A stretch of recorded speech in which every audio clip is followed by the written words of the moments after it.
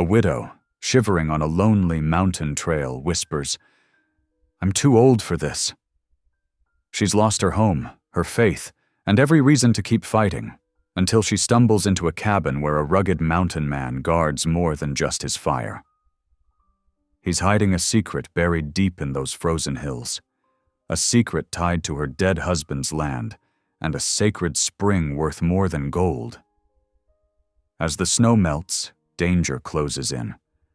A railroad wants that water, a sheriff wants her silenced, and the mountain man, he wants redemption for sins he's never confessed. Together they'll face a world that's forgotten mercy and a truth that could change everything they thought they knew about faith, love, and second chances. But when the past rides back into their lives, guns, guilt, and all, will they have the strength to forgive? Or will the mountain take them both? Drop a comment below and share which part of the world you're tuning in from today. If you enjoy stories like this, don't forget to subscribe for more. The wind howled like a wounded animal, whipping snow into stinging clouds that blurred the Montana landscape into a white haze. Aria Wainwright hunched lower over her mule's neck, her frozen fingers barely able to grip the reins. The weathered bridle creaked with each labored step as her mount trudged through deepening drifts. "Come on, old friend," she whispered through chapped lips. "Just a little further." But which direction was forward anymore? The late afternoon light was fading fast, and the swirling snow had erased any landmarks she might have used to guide her way. Her sister's ranch seemed impossibly distant now, though she'd started out confident of making it before nightfall. The mule snorted and planted its hooves, refusing to move another step. Aria's heart sank as she realized the stubborn creature had more sense than she did. They were lost, and the temperature was dropping with each passing minute. "Lord above," she murmured, her prayer visible in frozen puffs, "I could use your guidance right about now." As if in answer, a gust of wind parted the curtain of snow just long enough for her to glimpse a thin tendril of smoke rising in the distance. Hope flared in her chest. Where there was smoke, there had to be shelter. Aria tugged the reins, urging her reluctant mule toward the promise of warmth. "Please, just a little more," she coaxed, her voice trembling. Her fingers had gone numb inside her worn gloves, and ice crystals formed on her eyelashes. The cold seemed to seep right through her heavy wool coat, chilling her to the bone. After what felt like hours but was likely only minutes, a dark shape emerged from the white void. A small line shack, its rough-hewn logs nearly invisible in the gathering dusk. Smoke curled from a metal stovepipe, and a faint orange glow flickered behind a single grimy window. Aria practically fell from the saddle, her legs stiff with cold. She stumbled to the door, one hand steadying, herself against the rough wall. Before she could knock, the door swung open with a protesting creak. The barrel of a rifle greeted her first, followed by the imposing figure of a man who seemed to fill the entire doorway. Tall and broad-shouldered, with graying hair and a beard that hadn't seen scissors in years, he looked every bit the mountain man she'd heard tales about. Deep-set eyes studied her from beneath bushy brows, hard as gunmetal. Aria's heart hammered against her ribs, but she forced herself to stand straight despite her exhaustion. "I apologize for the intrusion," she managed through chattering teeth. "I've lost my way in the storm. I don't suppose I could shelter here until morning?" For a long moment, the man said nothing. Then, slowly, he lowered the rifle. His weathered face remained impassive, but he stepped back from the doorway, making room for her to enter. The interior of the line shack was spare, but blessedly warm. A pot-bellied stove radiated heat from one corner, and the rich aroma of cooking venison made Aria's empty stomach clench. Pine pitch seeped from the log walls, its sharp scent mingling with wood smoke and leather. The mountain man moved with surprising grace for someone so large, setting his rifle in a rack near the door. Without a word, he reached for a rough wool blanket folded on a narrow cot and held it out to her.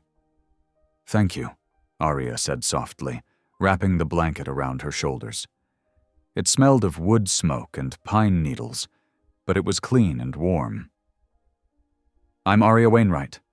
He nodded once, returning to a wooden stool by the stove. "Luca Hale," he said, his voice rough as if from disuse. Arya sank onto a wooden crate, her legs finally giving out. From her coat pocket, she pulled out her mother's Bible, checking that the precious volume hadn't been damaged by the snow. The familiar leather binding brought comfort, as it had through so many hard times before. The wind shrieked outside, rattling the single window.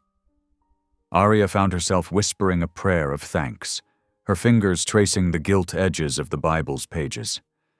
The firelight cast dancing shadows on the walls, and exhaustion settled over her like a heavy cloak. "I'm too old for this," she murmured, more to herself than to her silent host. The words held both resignation and a spark of defiance. She'd thought the same thing when the bank foreclosed on William's ranch after his death, when she'd had to sell off their cattle and watch strangers move into the home they'd built together. Too old to start over, too old to keep fighting. But here she was, still standing. Luca Hale said nothing, but she could feel his eyes on her. He moved to check the venison cooking in a battered tin pot, his movements efficient and practiced. The silence between them was heavy with unspoken stories, but not uncomfortable. Arya pulled the blanket tighter, feeling the warmth gradually seep back into her bones. Outside, the storm raged on, but in this rough shelter, she found an unexpected pocket of peace. The crackle of the fire, the bubbling of the stew, even the wind's fury, it all blended into a kind of frontier lullaby. She studied her host through lowered lashes as he tended the fire.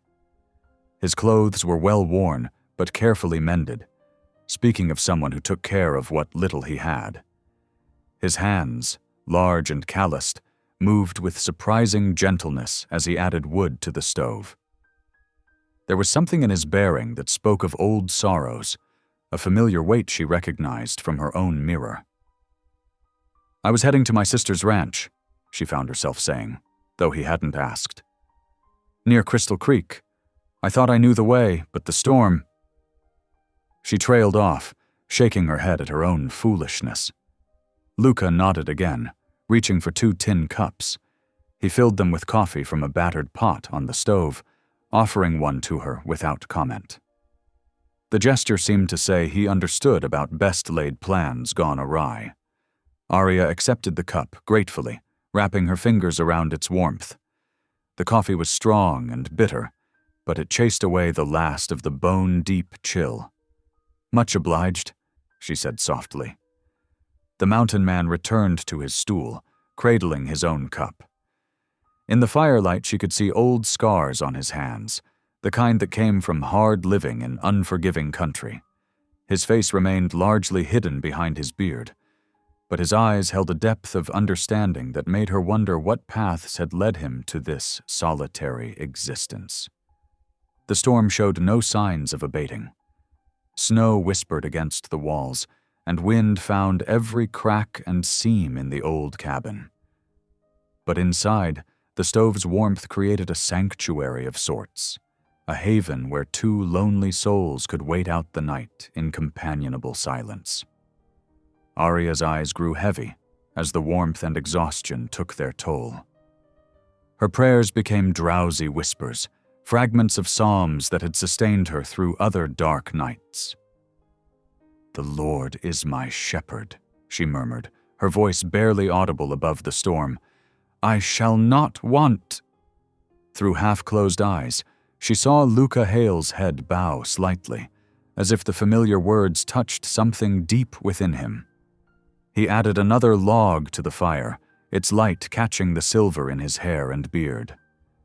The shadows seemed to soften around him, revealing glimpses of the man he might have been before solitude carved its marks into his soul. Wind rattled the door in its frame, but the latch held firm. In this moment, suspended between storm and shelter, past and future, Arya felt an unexpected sense of rightness. Perhaps she wasn't too old after all. Not too old for Providence to guide her steps. Not too old for life to surprise her with moments of grace in unexpected places. She didn't know what morning would bring, but for now, the warmth of the fire, the presence of her taciturn host, and the protection of these rough walls were enough. The Bible rested in her lap like an old friend, and even the storm's fury seemed to gentle as the night deepened. Luca moved quietly around the small space, checking the window, adjusting the stove's damper, each action speaking of years of solitary routine, now altered by her presence. His silence felt less like rejection and more like a different kind of language, one spoken in small kindnesses and careful gestures. The venison stew bubbled gently, filling the cabin with its savory aroma. Without breaking the comfortable quiet, Luca ladled portions into 2 battered tin plates. He offered one to Arya with a slight nod, along with a piece of hardtack from his stores. "Thank you," she said again, meaning it for more than just the meal. The food was simple but hot, and after the day's trials, it tasted better than any fancy dinner she could remember. They ate in silence, but it was a silence that held no awkwardness. The wind's voice rose and fell, and the fire popped and crackled, creating a wild symphony that made their shelter seem even more precious by contrast. Arya felt her eyelids growing heavier, the day's fear and exhaustion catching up with her at last. The Bible slipped slightly in her lap, and she clutched it closer, this tangible link to all she'd lost and all she still held dear. Luca rose without a word and arranged his bedroll near the stove, gesturing for her to take the cabin's single cot. When she began to protest, he shook his head once, firmly, and turned away to bank the fire for the night. The worn blanket around her shoulders had warmed to her body now, carrying the heat of the fire and the simple kindness of a stranger. As Arya settled onto the narrow cot, she offered one last prayer of gratitude.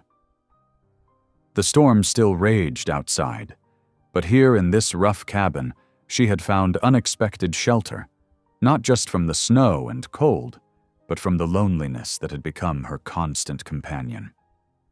Her last conscious thought, before sleep claimed her, was that perhaps God's grace showed itself most clearly not in grand gestures, but in small mercies.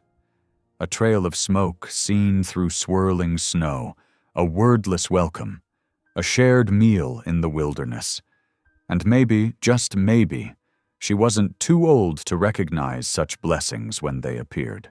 Morning crept into the lined shack with tentative fingers of pale light. The storm had spent its fury sometime in the night, leaving behind a world transformed by snow and silence. Frost traced delicate patterns across the cabin's small windows, nature's artistry painted in ice and morning light. Arya Wainwright woke slowly, her joints stiff from the previous day's ordeal. The cabin's interior remained surprisingly warm. Her taciturn host had maintained the fire through the night. She found him already awake, working the pump handle to draw water for coffee. "Good morning," she offered quietly, not wanting to disturb the dawn's peaceful hush.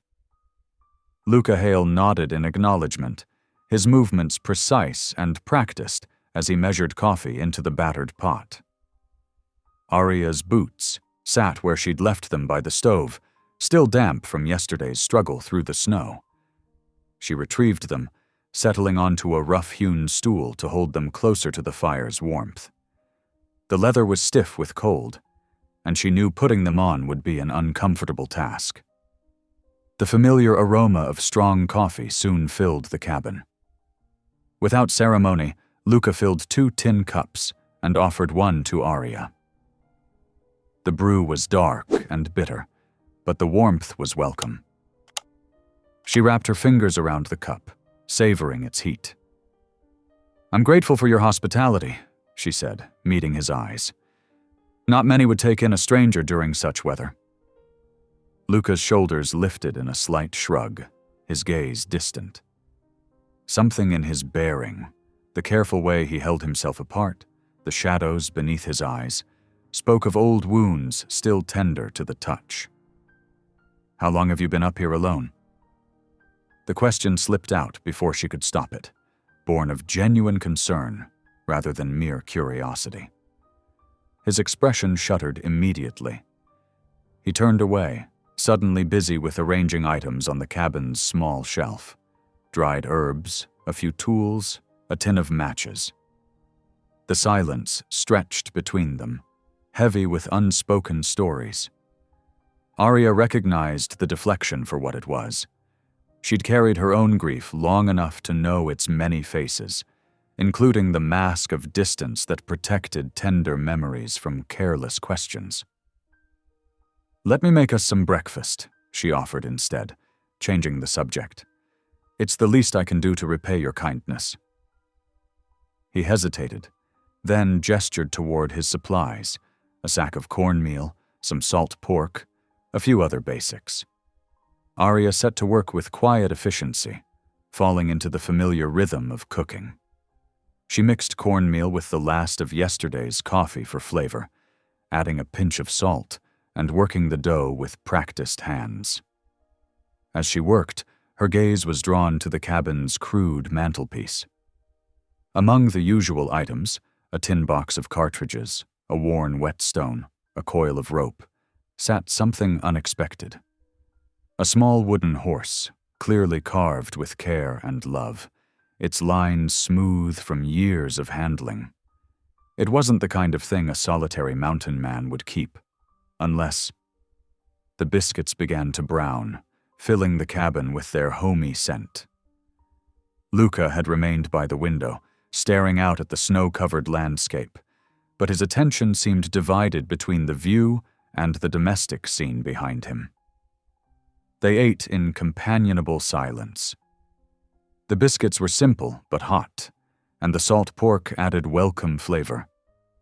Arya noticed how carefully Luca ate, with a kind of deliberate grace that seemed at odds with his rough exterior. Another clue to a different life, perhaps, before whatever losses had driven him to this solitary existence. When the meal was done, Arya began gathering her belongings. The morning was clear, and she needed to make up for lost time.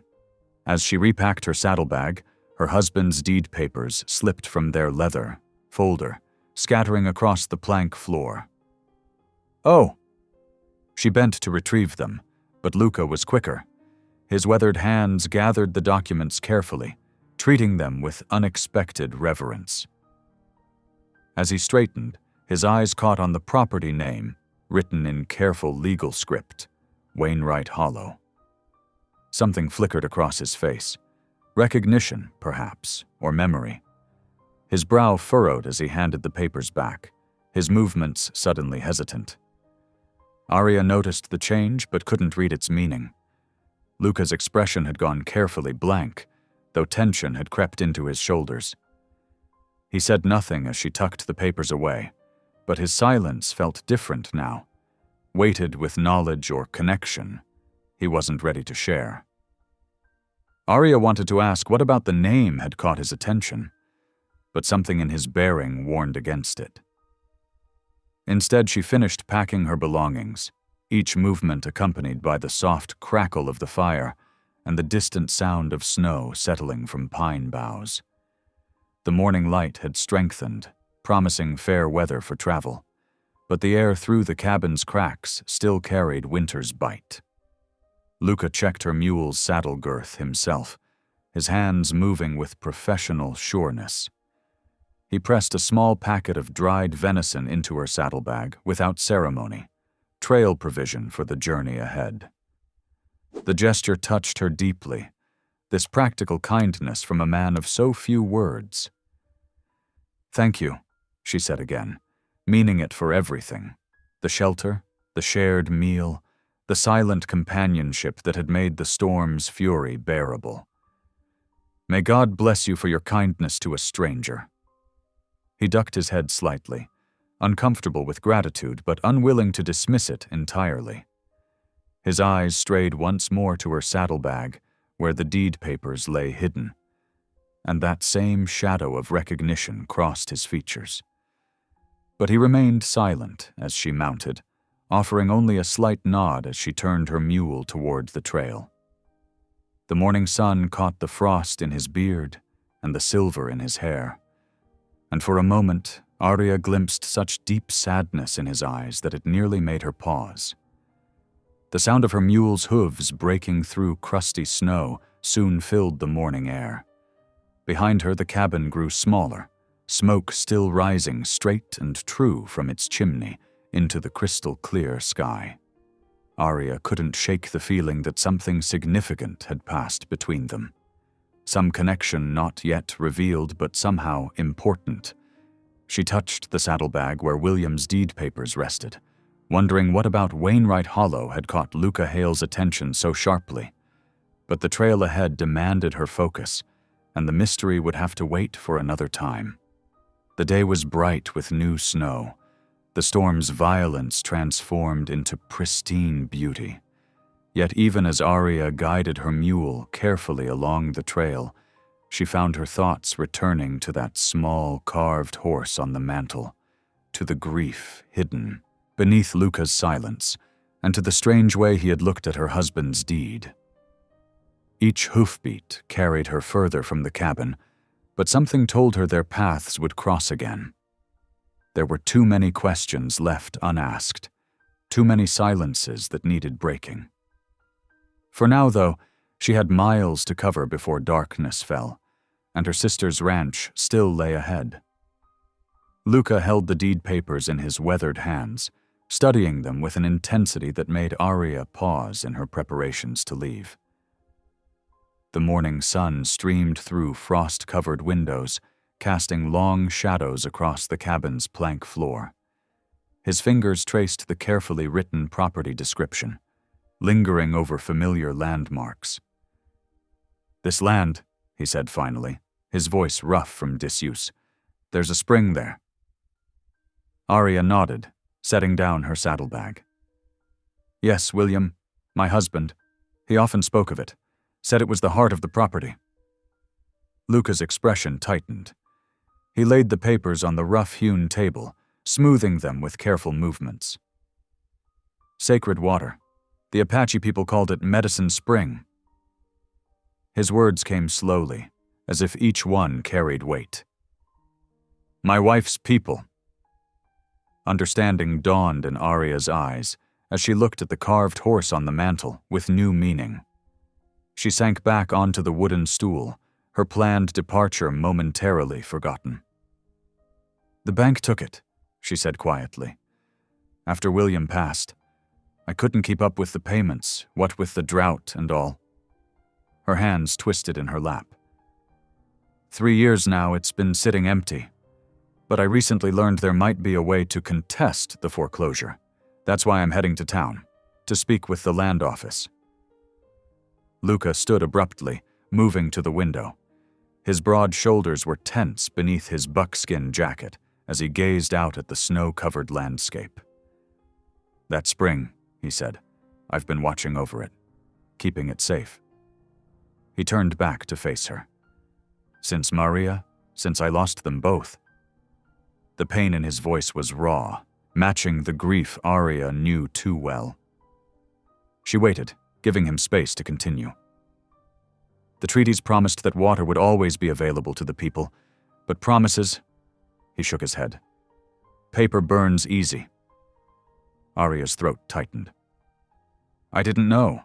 William never mentioned—" "Most settlers didn't care to know." Luca's words held no accusation, just weary fact. Your husband, though, he let the people come. Never blocked the trail.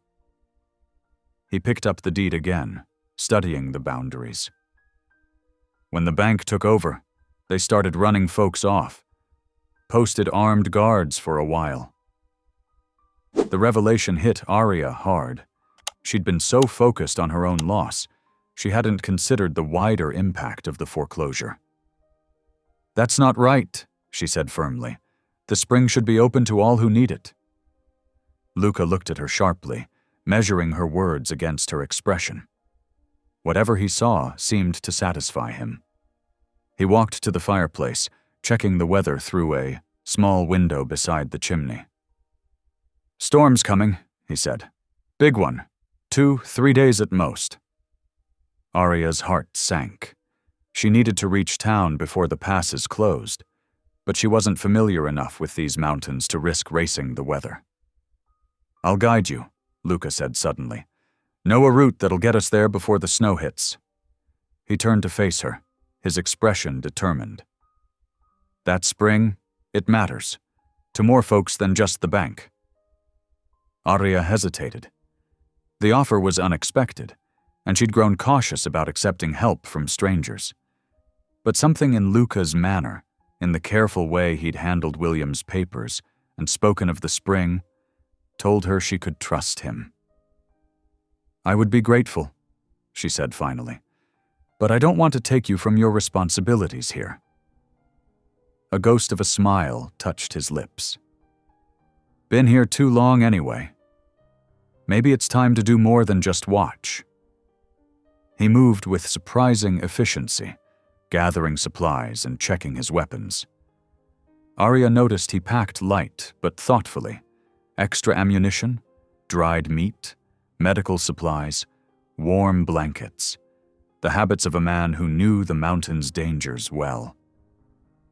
"We'll take my pack horse for your things," he said, pulling on thick gloves. "Mule can follow. Trail's tricky in places. Better to have a sure-footed lead animal." Outside, the morning air bit sharp and clean. Luca's horses stood in a sheltered lean-to, their breath steaming in the cold. The pack horse was a sturdy roan, well used to mountain work. Luca transferred Arya's belongings with careful efficiency, securing everything against the rough trail ahead. As they worked, Arya noticed how he checked and double-checked every strap and buckle, his movements precise and practiced. He treated her few possessions with the same respect he'd shown the deed papers, tucking her Bible securely into an oilskin wrap to protect it from snow. "The pass drops steady for the first few miles," he explained, adjusting his rifle in its scabbard. "Then we'll hit some switchbacks. Need to make good time there. That's where the storm will hit first." Arya mounted her mule, settling herself firmly in the saddle. The animal seemed to sense the importance of the journey, standing quietly instead of showing its usual resistance to leaving a warm stable.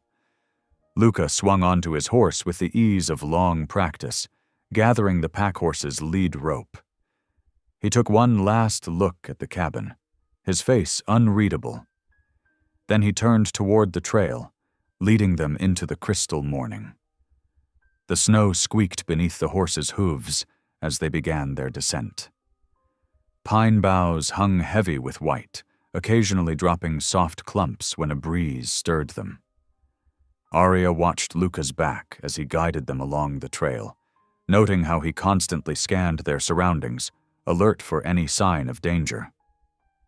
"Your wife," she said carefully after they'd ridden a while. "She was from the local band?" "Maria was from the Warm Springs Apache," he replied, his voice soft but clear in the winter stillness. "Met her when I was Army Scout, before I learned better. She taught me about the spring, how it never froze, how the people had used its waters for healing since before anyone could remember." He ducked under a snow-laden branch, holding it back for Arya to pass.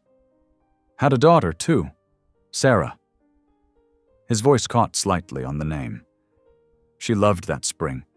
Used to gather mint that grew there, just like her mother taught her." The carved horse, Arya said gently. Did she?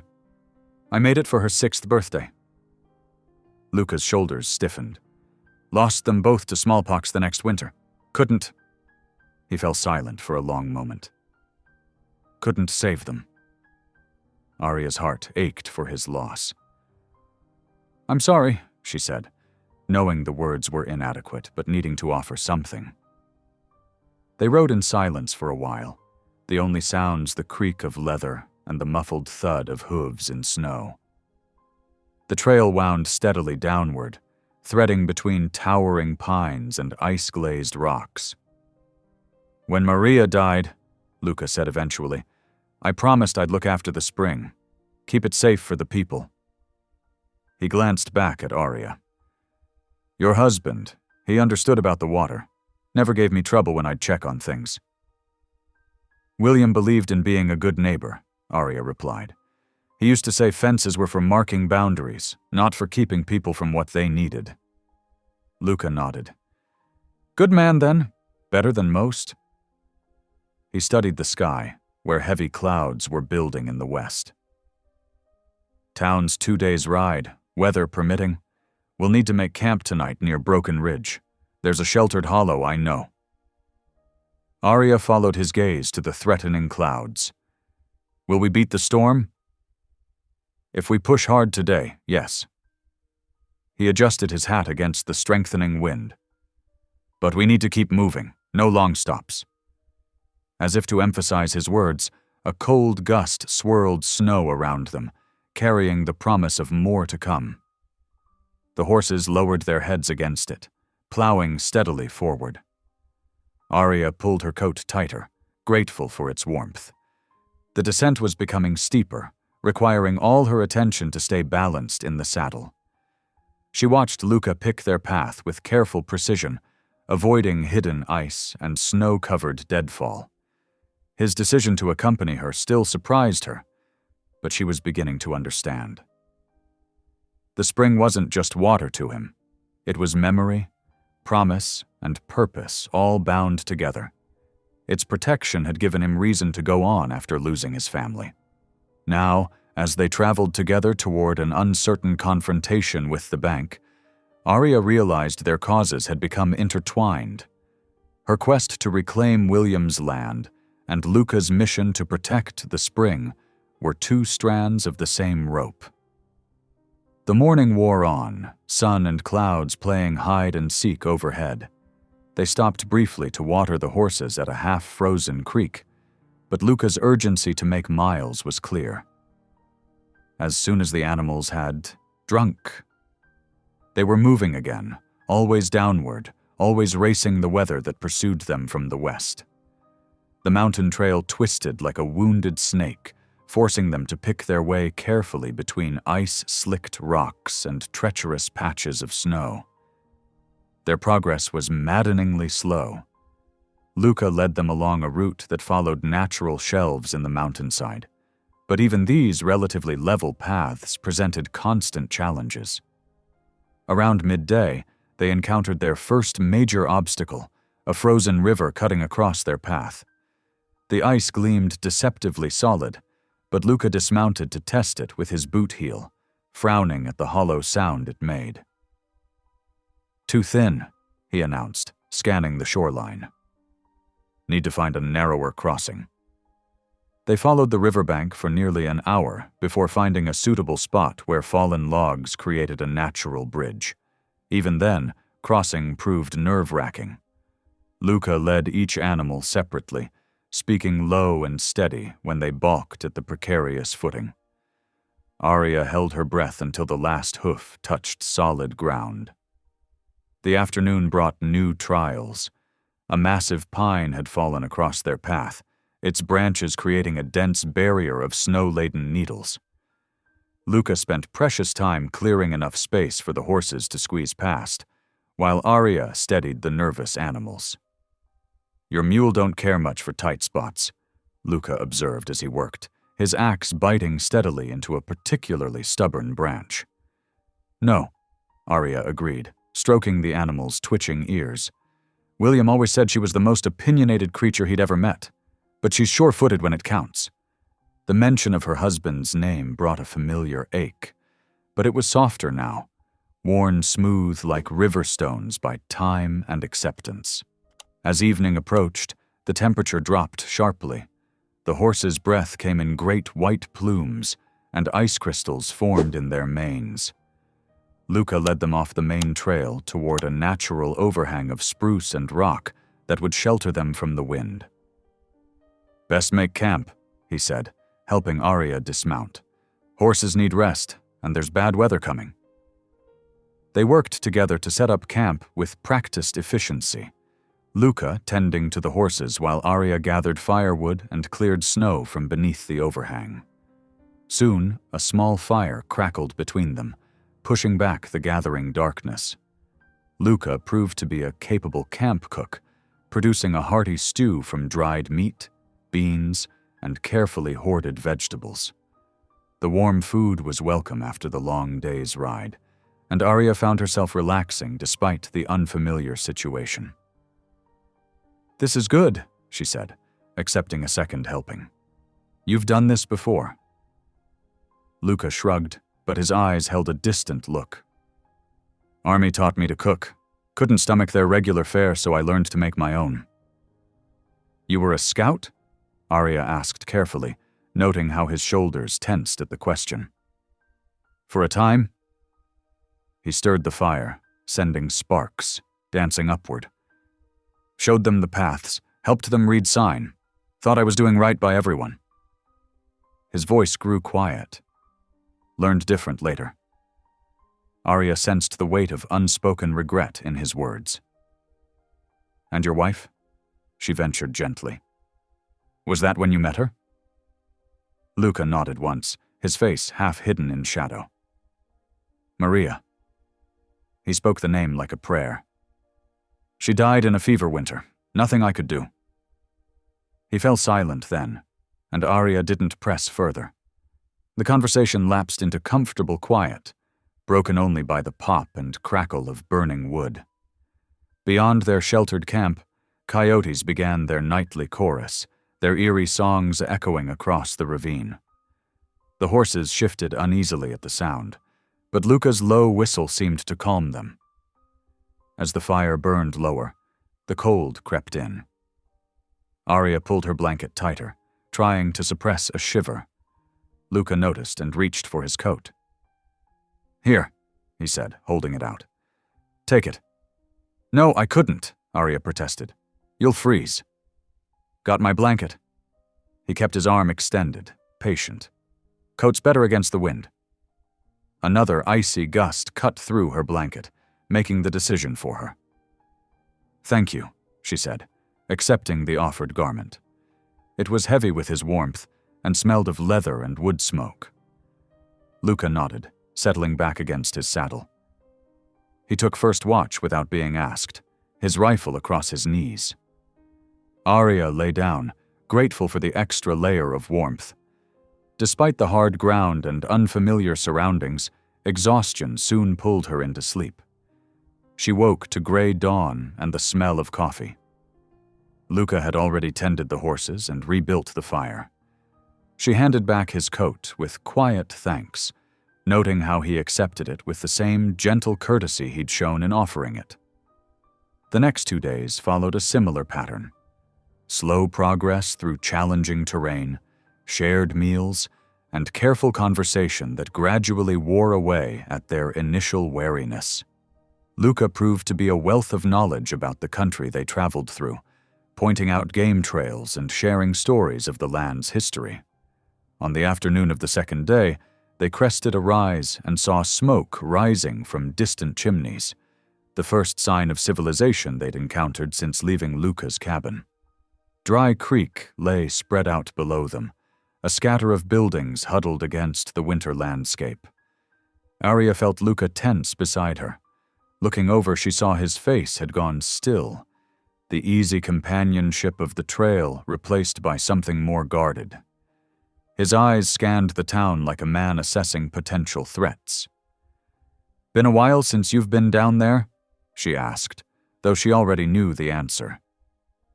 "Years," he admitted. His horse sensed his unease and shifted beneath him. Not since. He trailed off, but Arya understood. Not since he'd lost his family, not since he'd chosen solitude over the company of those who might judge his grief or his choices. The town's church bell tolled the hour, the sound carrying clearly in the cold air. Luca's horse tossed its head at the unfamiliar noise. He calmed it with a practiced hand, but Arya could see the tension in his shoulders hadn't eased. "We can make camp here tonight," she offered. "Approach town in the morning when we're rested." Luca considered this, then shook his head. "Best get there before dark. Bank manager needs to see you're serious. Showing up early says that better than words." His practical advice couldn't quite hide his discomfort, but Arya admired his willingness to push through it for her sake. She nodded, and they began their careful descent toward Dry Creek. The trail down was treacherous with ice and loose shale, requiring all their attention. The horses picked their way carefully, steam rising from their flanks despite the cold. Above them, the sky had taken on the pearl-gray color that often preceded snow. As they drew closer to town, more signs of human presence appeared. Split-rail fences, the remains of summer gardens, woodpiles stacked against cabin walls. Each one seemed to add to Luca's unease, though he tried to hide it. A dog barked somewhere ahead, setting off a chain of answering calls. Luca's hand tightened on his reins, but he kept riding. Arya watched him with growing concern, seeing how each new sound or sight seemed to press against his carefully maintained composure. They were close enough now to see people moving between buildings, women carrying water buckets, children playing in the street, men loading wagons at the general store. Normal town activities that must seem alien to someone who'd lived alone in the mountains for so long. Luca's breathing had grown shallow, though his face remained impassive. His eyes darted from person to person, building to building, as if mapping escape routes. The scout's training, Arya realized, turned now to managing his own anxiety rather than tracking enemies. She pulled her mule alongside his horse. "Luca," she said softly, careful not to startle him. "Thank you for coming this far. I know it isn't easy." He glanced at her, something raw and grateful in his expression before he got it under control. "Made a choice," he said gruffly. "Means seeing it through." They rode on toward Dry Creek, the sound of civilization growing louder with each step. Arya saw how Luca straightened in his saddle, squaring his shoulders against whatever challenges awaited them in town. His discomfort was still evident, but so was his determination to face it. The late afternoon sun caught the frost on the buildings ahead, making them glitter like fool's gold. Somewhere in that collection of wooden structures was the bank that had taken her land, the manager who held power over her future, and, she hoped, the chance to make things right. But first, they needed to find lodging for themselves and the horses. Arya could see the livery stable at the edge of town, its corrals empty in the winter cold. Beyond it lay the main street, where light already glowed in shop windows against the gathering dusk. Luca pointed to a 2-story building set back from the others. "Winter Kitchen's boarding house," he said. "Clean place, owners fair-minded." That he knew this, despite his long absence, spoke of earlier days, when he'd been part of this community rather than its ghost. They rode on, the horses' hooves echoing off the hard-packed snow of Dry Creek's streets. Every step brought them closer to confronting both their purposes: Arya's fight for her land, and Luca's commitment to protecting the spring that meant so much to his lost family. The winter sun hung high overhead as Arya and Luca guided their mounts down Dry Creek's main street. Shop signs creaked in the cold breeze: General Mercantile, Wells Fargo Station, Montana Territorial Bank. Wooden sidewalks echoed with boot heels, and the smell of wood smoke mixed with the sharp scent of horse manure and coal dust. Arya felt the weight of stairs following them. Women paused in their errands, whispering behind gloved hands. Men stopped mid-conversation to watch Luca ride past, his wild appearance drawing suspicious glances. His beard was untrimmed, his buckskins weather-worn, marking him clearly as a man apart from town life.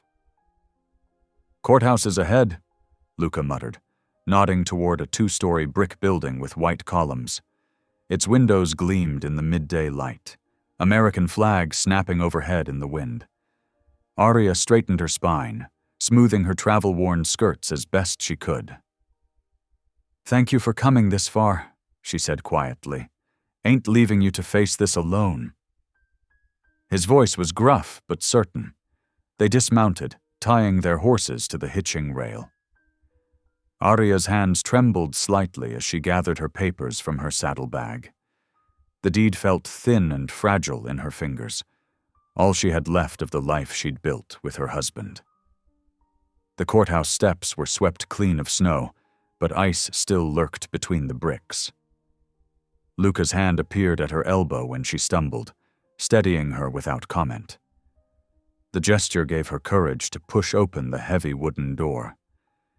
Inside, the air was warm and still, heavy with the smell of leather-bound books and wood polish. Their boots echoed on the marble floor as they approached the clerk's desk. Before they reached it, a door opened, and Sheriff Ed Cawley stepped out. "Mrs. Wainwright," he said, his tone professionally polite but cool. "Word travels fast in small towns. I heard you were asking about your old property." Arya met his gaze steadily. "Yes, Sheriff. I've come to contest the foreclosure. There were irregularities in the proceedings that—" "Ma'am," Cawley interrupted, "I hate to be the one to tell you this, but that land's already been sold. Northern Pacific Railroad bought it fair and square, along with half the valley." Arya felt her throat tighten, but kept her voice level. "I'd like to see the papers, if you please." The sheriff's eyes slid to Luca, who stood, silent but watchful at her shoulder. Something in the mountain man's steady gaze made Cawley shift his weight uneasily. "Who might you be?" he asked Luca. "Friend," Luca answered simply. His hand rested near his belt, not threatening but ready. Cawley's jaw tightened. "This is a legal matter, Mr. "Hail," Luca supplied. "Just here to make sure everything's proper and fair." The sheriff's face reddened slightly at the implication. He turned back to Arya. "The railroad's ownership is registered and final. Nothing to contest." "The papers," Arya insisted quietly. "I have a right to see them." Cawley hesitated, then jerked his head toward a side office. "Fine. Wait here." While he was gone, Arya and Luca stood in silence. Other people moved through the courthouse, their curious glances lingering on the odd pair, the proper widow and the wild-looking mountain man. Arya held her head high, though her heart pounded. The sheriff returned with a leather folder. "Here," he said, spreading documents on a nearby table. "Sale was completed 3 months ago. Everything's in order." Arya studied the papers carefully, her finger tracing each line. Her hands shook slightly when she found what she'd feared, her signature, apparently authorizing the sale. "This isn't my writing," she said softly. "Mrs. Wainwright," Cawley said, his patience clearly wearing thin. "These documents have been verified by—" "It ain't her signature," Luca interrupted. His quiet certainty drew every eye in the room. The sheriff's hand drifted toward his gun. "Mr. Hale, I suggest you remember where you are." "Remember just fine," Luca replied evenly. "Remember when that land belonged to others too, before any papers said different." A tense silence followed his words. Arya gathered the deed papers from her skirts. "I'll be contesting this sale, Sheriff Cawley. formally and legally. Your choice, Cawley said, but the railroad doesn't take kindly to delays. Neither do the courts. His meaning was clear. She was fighting powers far beyond her means. As they turned to leave, a well-dressed man blocked their path. The bank manager, Theodore Collins, smiled thinly.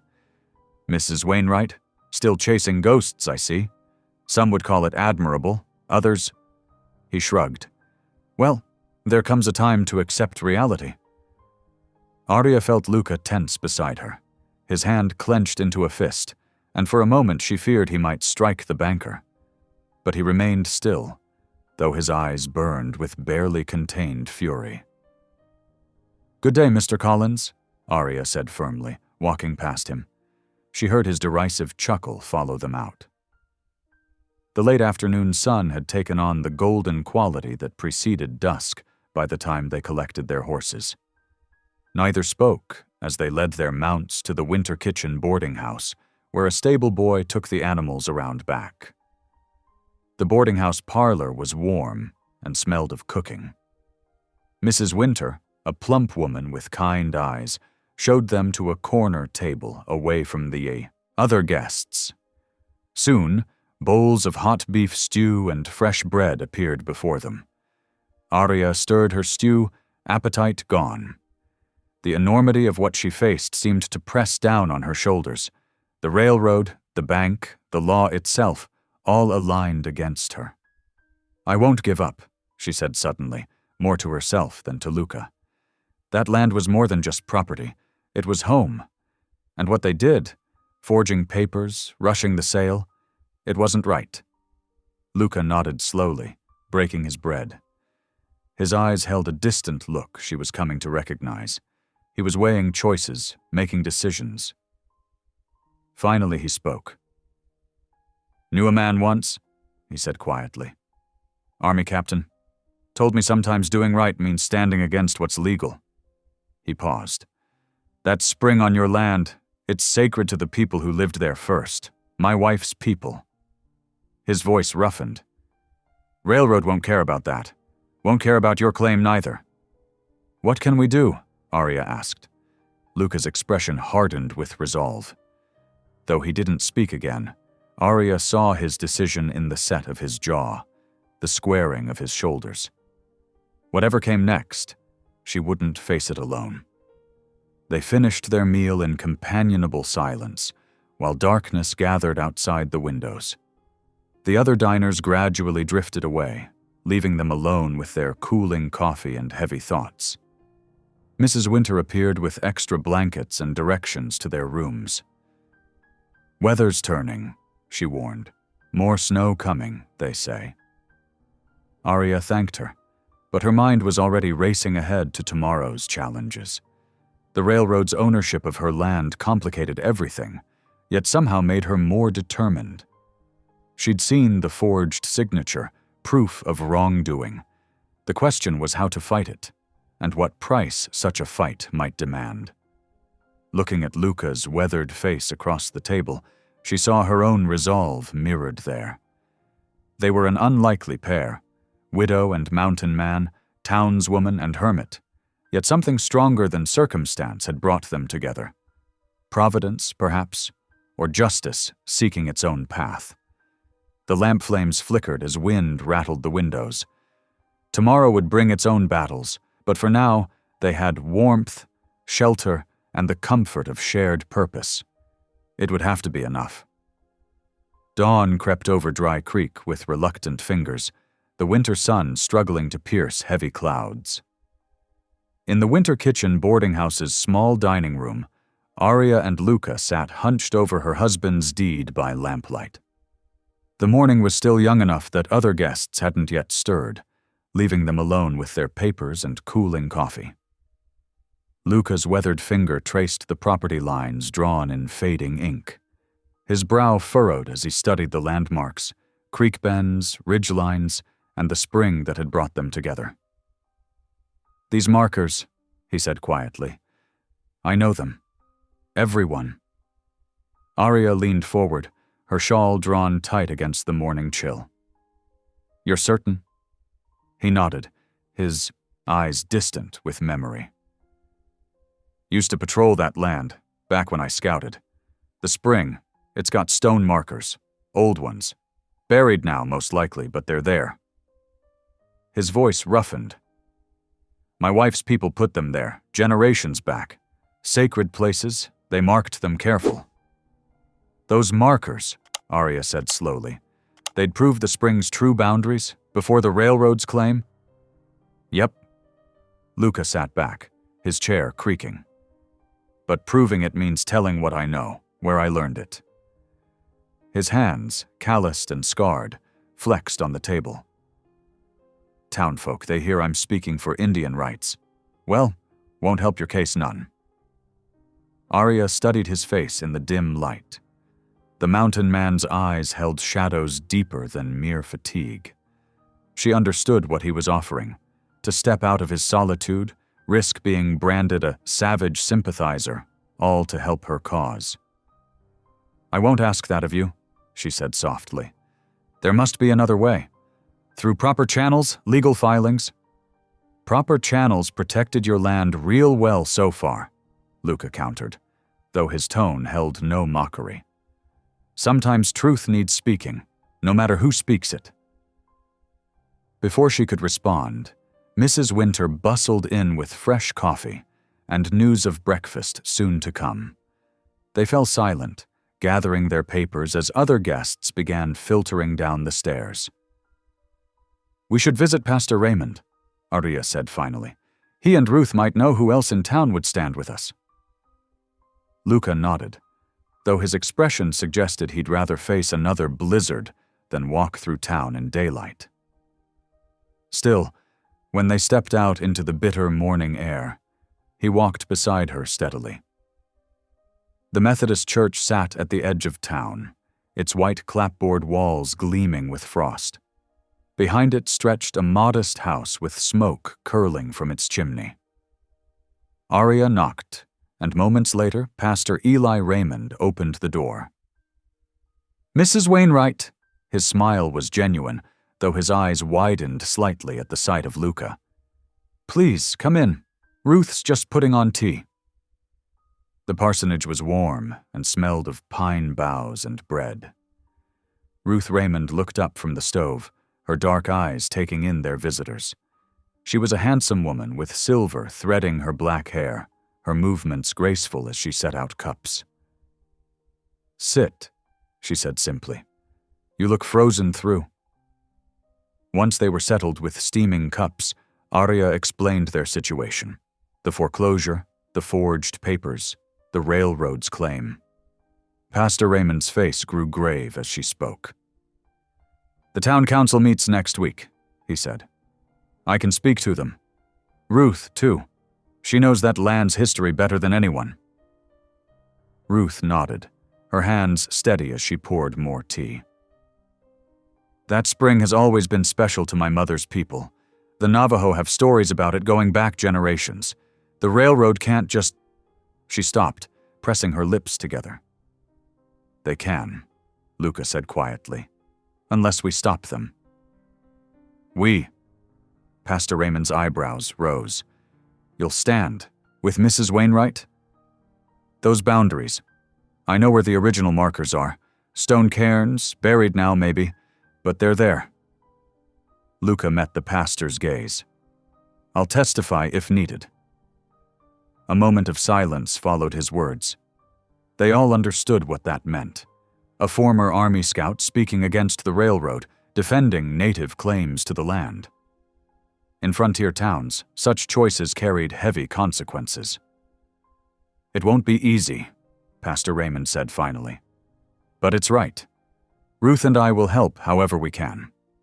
The rest of the morning passed in discussion of legal strategies and possible allies.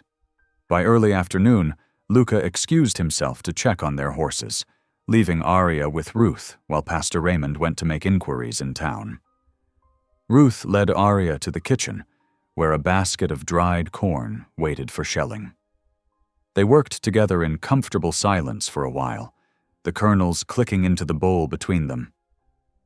You're brave, Ruth said finally, taking on the railroad at your age. Arya's hands stilled. Sometimes I wonder if I'm just being foolish, too old to start such fights. Age brings wisdom, Ruth replied, and wisdom knows when to stand firm. She smiled slightly. My grandmother lived to be 93, said her best work came after 60, when she stopped caring what others thought and started caring more about what was right. Your friend out there, Ruth continued, nodding toward where Luca waited in the gathering dusk. He's carrying heavy burdens, guilt about his scouting days, grief for his wife. But he's chosen to help you. That's no small thing. Arya looked out the window. Luca stood by the church's hitching post, his figure dark against the snow. He looked like a ghost at the edges of the living world, watching but not quite belonging. I never meant to draw him into this, she said softly. Perhaps that's exactly what he needed, Ruth answered. Sometimes God uses us to heal others, even when we're seeking our own healing. She paused, then added, The Navajo have a saying, walk in beauty. It means to live in harmony with the world, with others, with yourself. Your fight for this land, it's not just about property, it's about making things right. They worked until the light faded, their conversation turning to lighter things, recipes, weather signs, the new family that had just joined the congregation. But Arya's mind kept returning to Ruth's words about healing and harmony. Through the window, she could still see Luca's silhouette. He hadn't moved, standing sentinel-like in the cold. She recognized in him now what she'd missed before. A man seeking redemption, though he might not name it such. As they prepared to leave, Pastor Raymond returned with news. He'd spoken to several council members who might be sympathetic. More importantly, he'd found an old survey map that showed the spring's original boundaries. It's a start, he said, helping Arya with her shawl. We'll speak to more people tomorrow. Build. Support. Thank you, Arya said, meaning it for more than just the help with her claim. Both Raymond and Ruth had given her something precious, confirmation that her cause was just, that age needn't mean surrender. Outside, Luca fell into step beside her as they walked back toward the boarding house. The street was quiet, most folks already home for supper. Their boots crunched in the snow, the sound sharp in the still air. You don't have to wait out in the cold, she told him. The Raymonds would welcome you inside. Luca shook his head. Ain't ready for that yet. After a pause, he added, but maybe someday. It was the first time he'd spoken of any future beyond their immediate challenge. Arya heard in his words an echo of what Ruth had said about healing. They walked on in companionable silence, their breath frosting in the air. Above them, the first stars pricked through gathering clouds. Tomorrow would bring its own battles, but for now, Arya felt stronger than she had in years. She had allies now, not just for her fight, but for the longer journey of making things right. Luca's quiet presence beside her was steady as a heartbeat. Whatever came next, they would face it together. The widow and the mountain man, each seeking their own kind of redemption in the winter-gripped Montana territory. The boarding house lights glowed ahead, promising warmth and rest. But Arya knew the real warmth came from the certainty in her heart. This was her path now. Not just reclaiming land, but standing for truth. Age and loss had taught her patience. Faith would give her strength for whatever lay ahead. The first week of March brought changes to Dry Creek. Snowbanks shrank beneath strengthening sunlight, revealing muddy streets and patches of yellowed grass. Water dripped steadily from eaves, and the air carried hints of spring despite lingering cold. Inside the boarding house's small writing room, Arya sat at the communal desk, carefully composing another letter. Her neat handwriting filled page after page of crisp stationery, a gift from Mr. Henderson at the general store. The shopkeeper had pressed the package into her hands just yesterday, gruffly muttering, "No charge for them fighting for what's right." She wasn't alone in her work anymore. Throughout the week, others had stepped forward to help. Pastor Raymond had introduced her to Mr. Wilson, a retired clerk who knew his way around property law. The boarding house owner, Mrs. Blake, kept her supplied with strong tea and encouraging words. Even the telegraph operator, young Tommy Peters, had taken to holding any messages about her case until she could collect them personally. The door creaked open, and Luca's familiar heavy tread crossed the wooden floor. He smelled of horse and cold air, his coat dusted with mud instead of snow. Without speaking, he pulled up a chair beside her. "More railroad men?" Arya asked, not looking up from her writing. "3 of them today, setting posts along the North Ridge." His voice was low, meant only for her ears. "They're marking a line straight through to the spring." Arya's pen paused mid-word. "How close?" "Too close. Maybe 2 days' ride from the water." He rubbed his beard, a gesture she'd come to recognize as worry. "They're moving faster than we figured."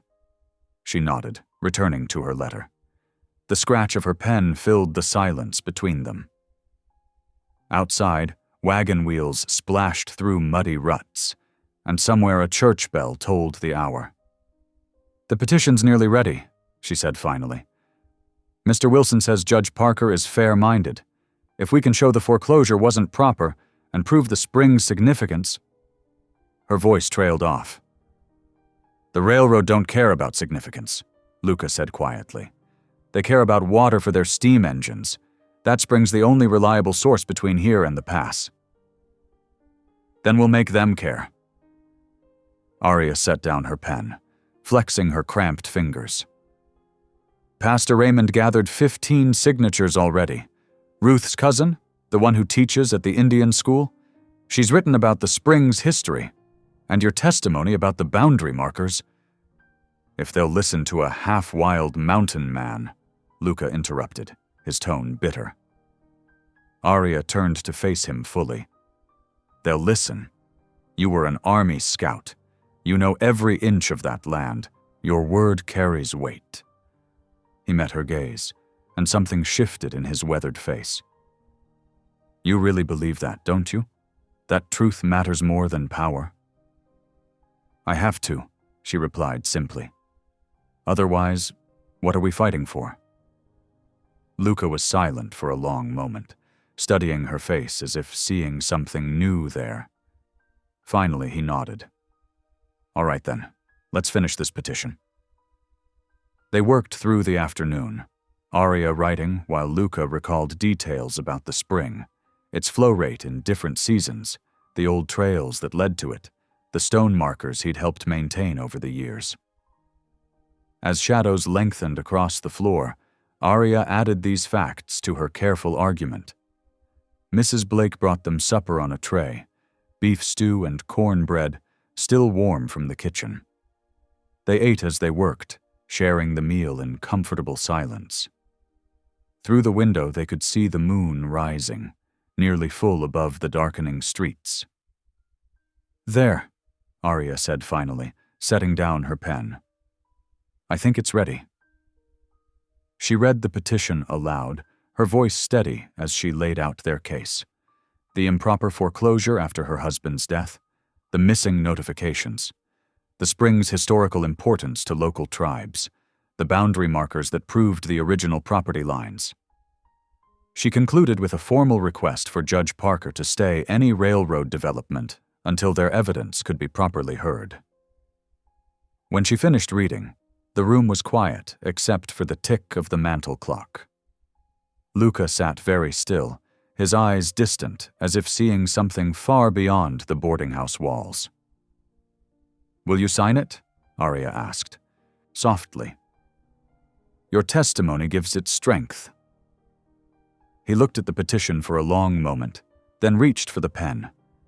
His large hand engulfed it, and she could see the slight tremor in his fingers as he carefully wrote his name beneath hers. "Lucas Hale, former Army Scout, The ink gleamed in the lamplight as it dried. 2 names joined together on the page, the widow and the mountain man, making their stand.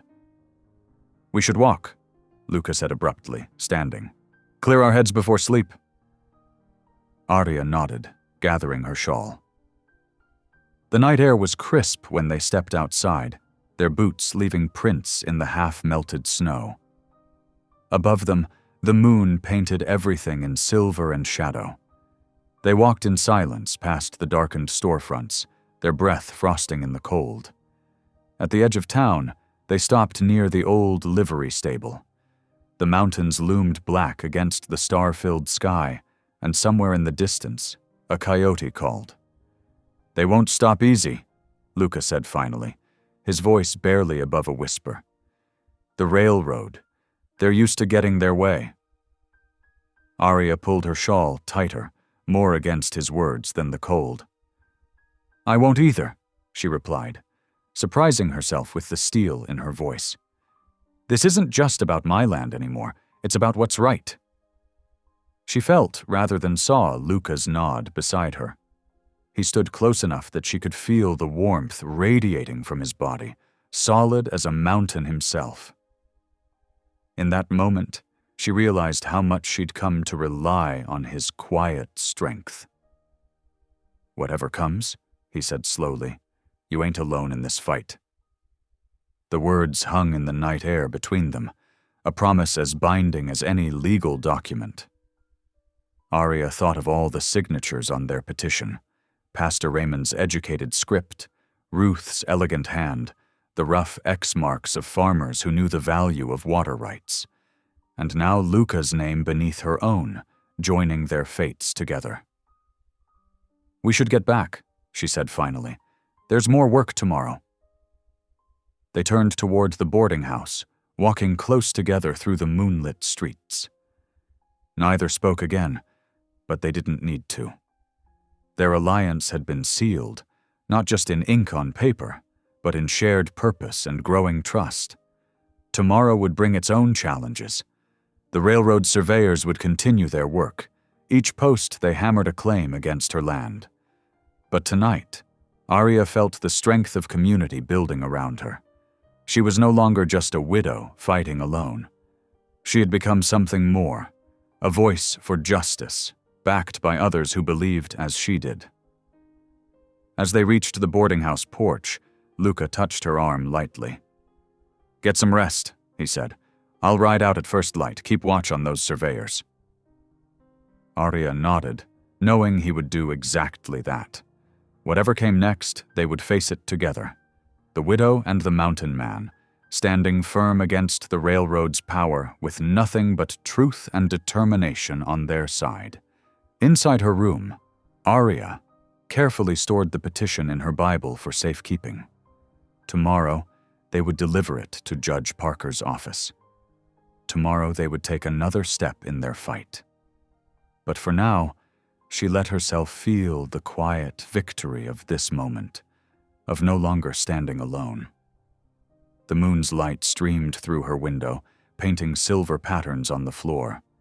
In its glow, she could see her name and Luca's side by side on the petition, the ink now fully dry. 2 signatures, 2 lives, joined in a cause greater than themselves. The courthouse sat squat and sturdy against the late March sky, its wooden steps worn smooth by years of boots and justice. Inside, morning light filtered through dusty windows, casting long shadows across the packed benches. Arya straightened her best dress, faded but clean, and clasped her hands tightly in her lap. Beside her, Luca looked uncomfortable in his borrowed suit coat, though he'd managed to trim his beard and smooth back his gray hair.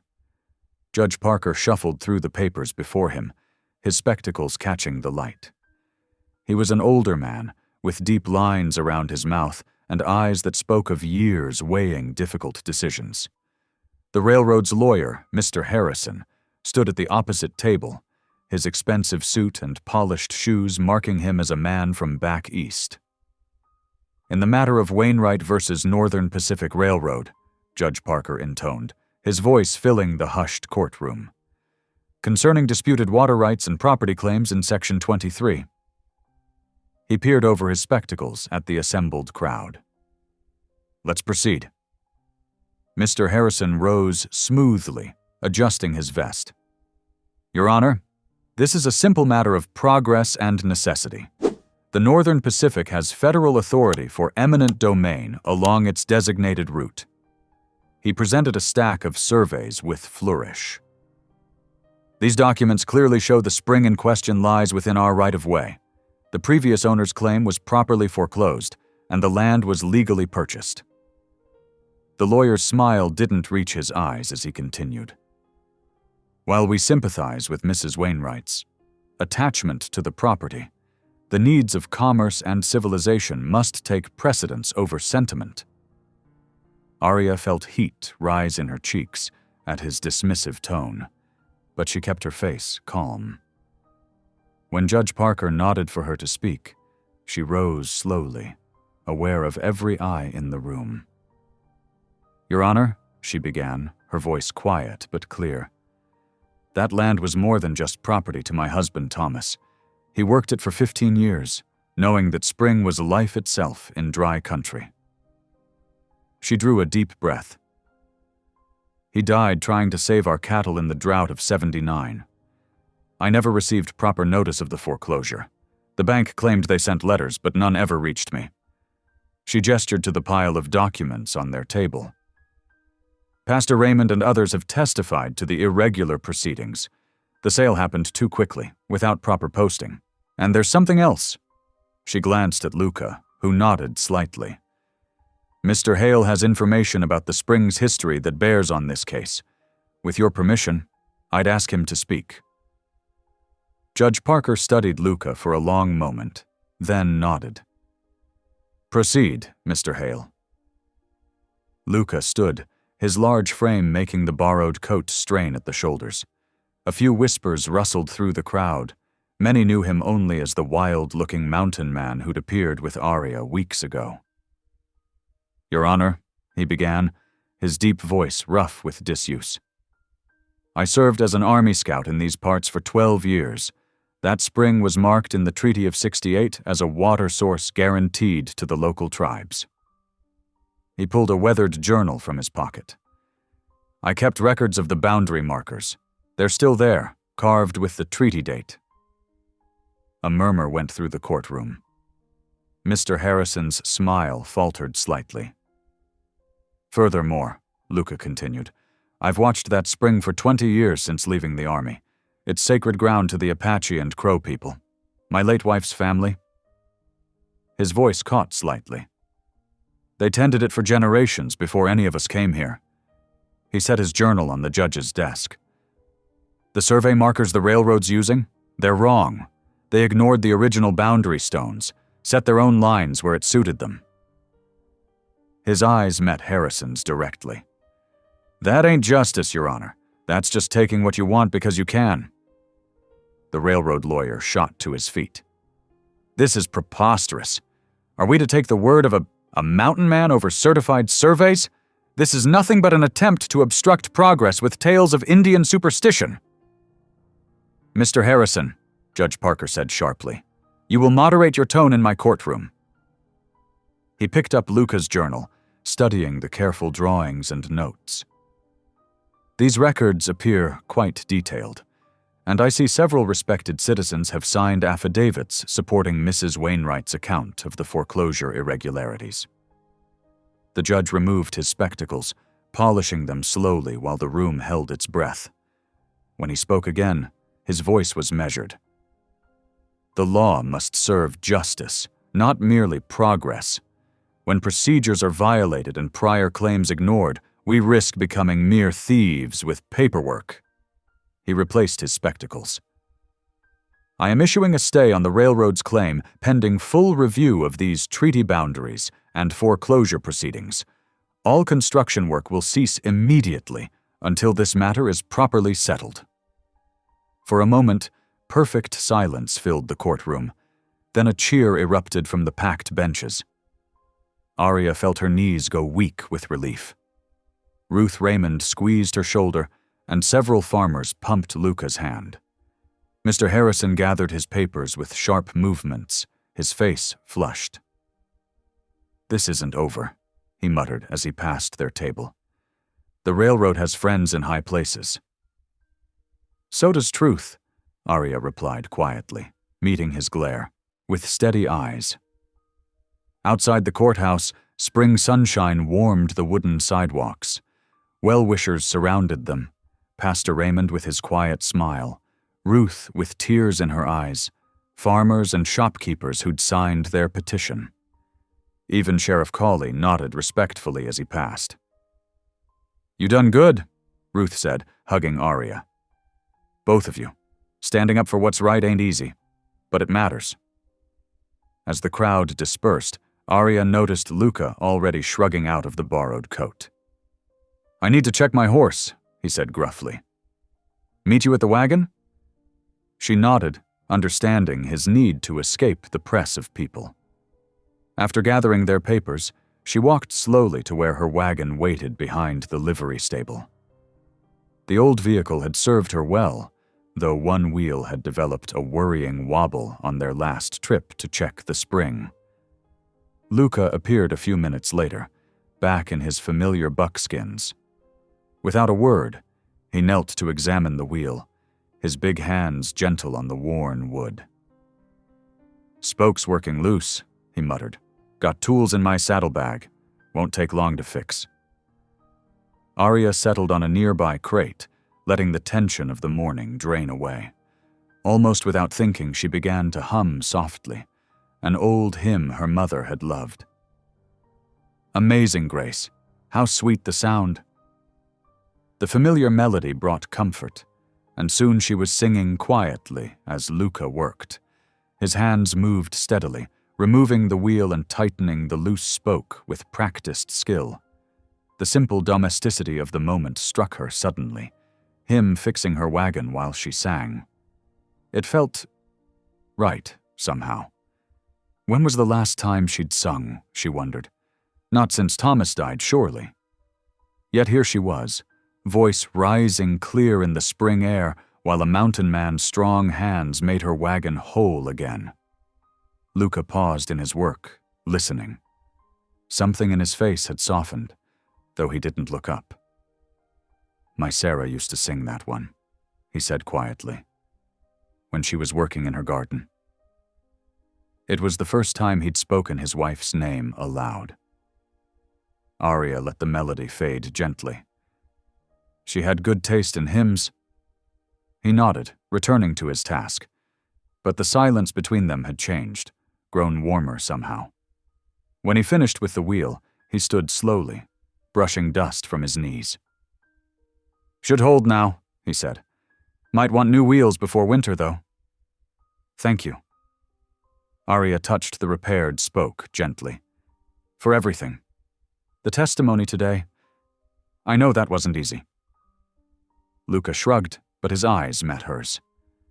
"Truth needs telling, even when it costs something."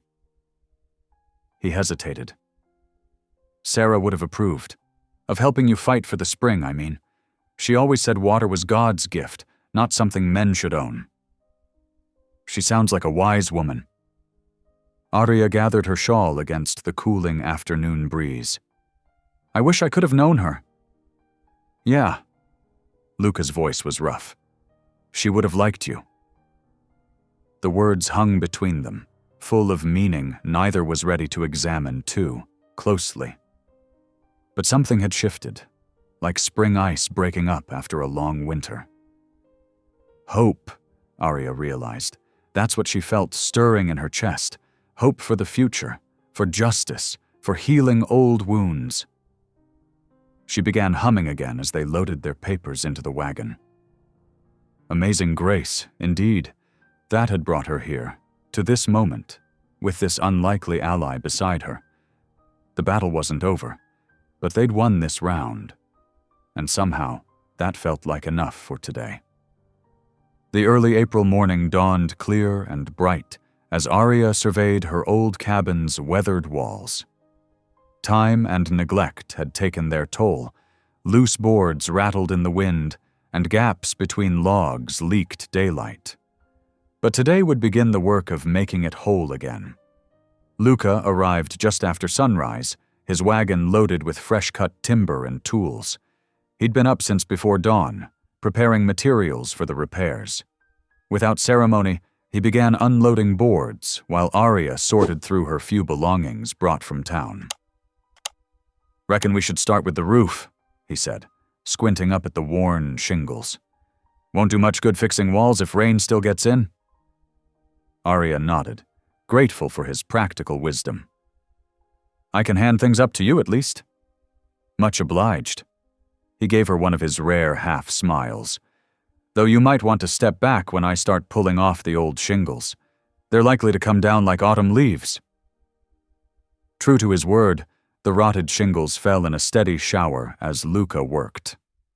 Arya kept busy below, sorting salvageable pieces from debris.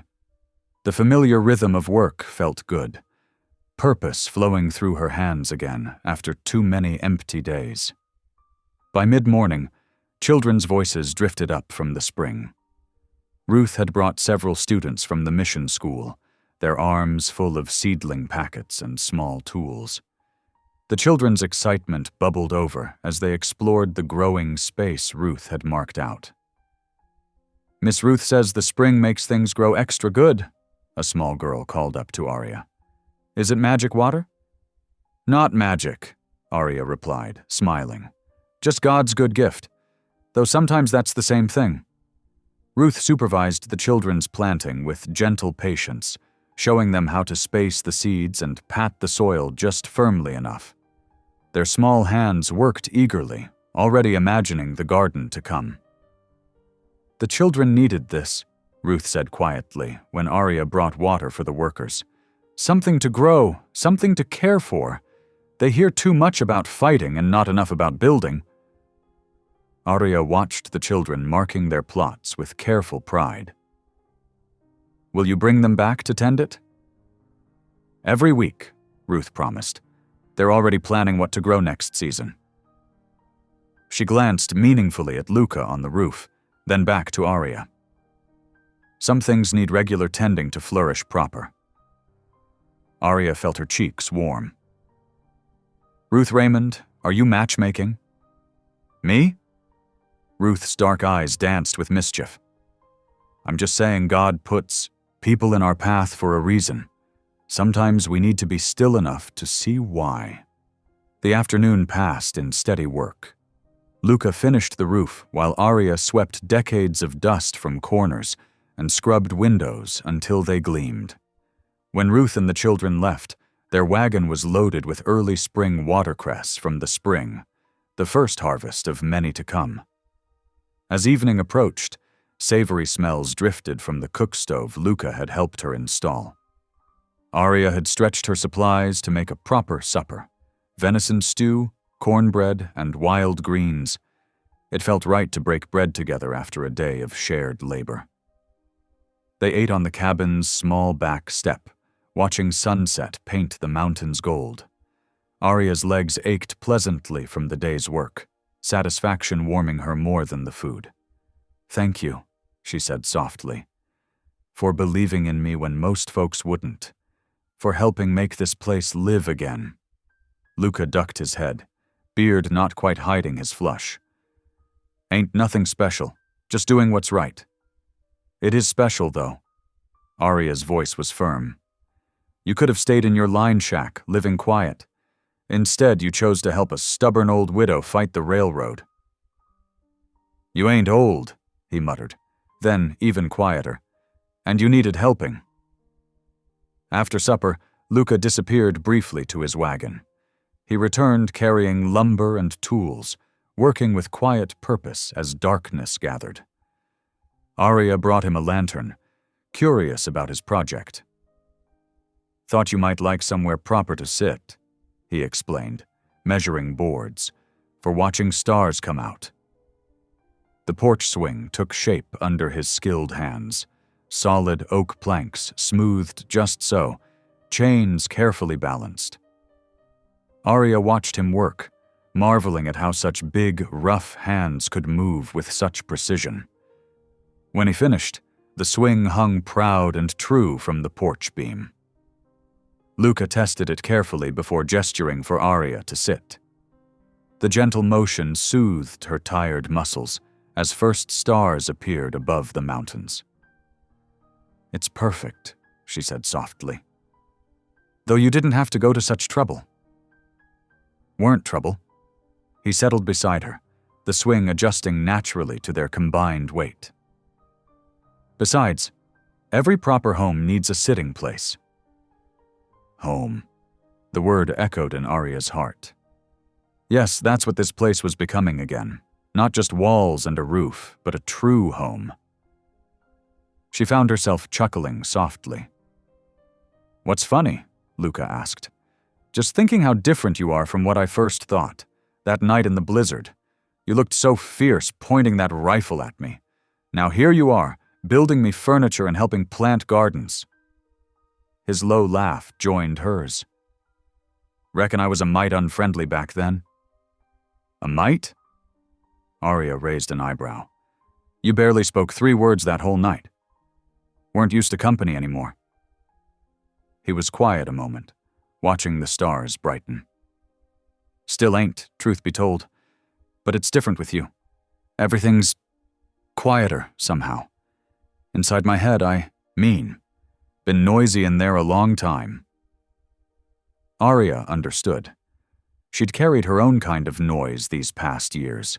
Grief's endless echoes, worry's constant whispers. But lately those voices had softened, making room for new sounds. Children's laughter by the spring, hammer strikes building something fresh, the peaceful creak of a porch swing under starlight. They sat in comfortable silence as night deepened. Wind sighed through new-leafed aspens, and somewhere down the valley a whippoorwill called. The peace felt earned, Arya thought, not given freely but grown from soil, enriched by tears and trust and daily choices to begin again. Ruth's words from earlier returned. Some things need regular tending to flourish proper. Looking at the man beside her, this gentle giant who'd helped her reclaim not just land but hope itself, Arya reckoned her friend might be right about that. The swing's smooth motion carried them through the evening, its chains singing soft harmony with the night birds. Neither felt need to break the quietness with words. Sometimes the deepest healing came in silence, in simply being present while God's good grace did its work. When the moon rose, painting silver paths across the spring's surface, Arya found herself humming again, that same old hymn that had become their comfortable companion. Luca's deep voice joined softly on the chorus, surprising them both. The sound of their blended voices drifted out across the newly planted garden, blessing the seeds of what was yet to grow. Some crops took longer to ripen, Arya knew, but with patience and proper tending, even the most neglected ground could bloom again. The morning began like so many others that spring, Arya checking her seedlings while Luca repaired fencing near the spring. The routine felt comfortable now, like an old quilt settled just right across tired shoulders. But peace, Arya had learned, often came before troubles, just as calm skies preceded the fiercest storms. She first noticed something wrong when her mule started fidgeting, ears pricked toward the northern property line. Shading her eyes against the morning sun, Arya spotted unfamiliar movement. Men with surveying equipment, methodically placing wooden stakes in a straight line across land she'd thought secured by the judge's stay. "Luca!" she called, her voice carrying across the morning stillness. He was already moving, long strides eating up the distance between them. Together they watched the survey crew work with efficient precision, their stakes marching steadily toward the spring. "I thought the judge's order protected us," Arya said softly, fingers worrying the edge of her apron. "Stay here." Luca's voice was tight as he started toward the crew. "I'll talk to them." Arya watched him approach the surveyors, noting how he kept his movements slow and deliberate, despite the tension evident in his shoulders. The crew chief met him halfway, papers clutched in one hand. Even from a distance, their discussion looked strained. A rider appeared on the road from town, kicking up dust as he approached. Arya recognized Tommy Wells, the telegraph operator's son, urging his pony harder than usual. "Mrs. Wainwright?" The boy waved a yellow paper as he drew closer. "Sheriff sent me to fetch you. Says it's urgent, about your land claim." Arya's heart sank as she read the telegram. The railroad's main office in St. Paul had ordered immediate seizure of all disputed properties along the proposed route. Their stay of execution meant nothing against federal authority.